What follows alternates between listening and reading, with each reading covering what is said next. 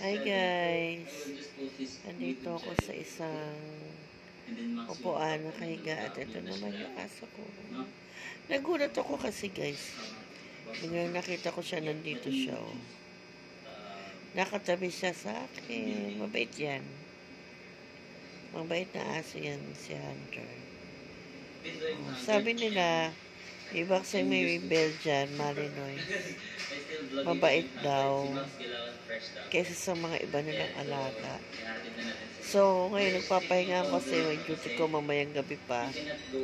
Matutulog sana ako. Nagulat ako. Katabi ko na pala siya. Ayan.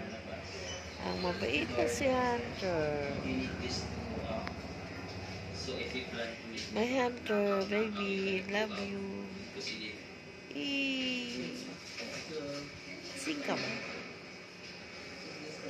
Ay, tulog pala guys. Nakapikit. So, tulog muna kami guys. Maybe that's it. Bye-bye, Max. See you. See you. Next. Short video lang to guys. Hintayin muna natin siya makasakay. At, ayan, tulog po ang aking aso. Si Hunter. Okay guys, and we are back to regular programming. We are back to Living Alone Diaries.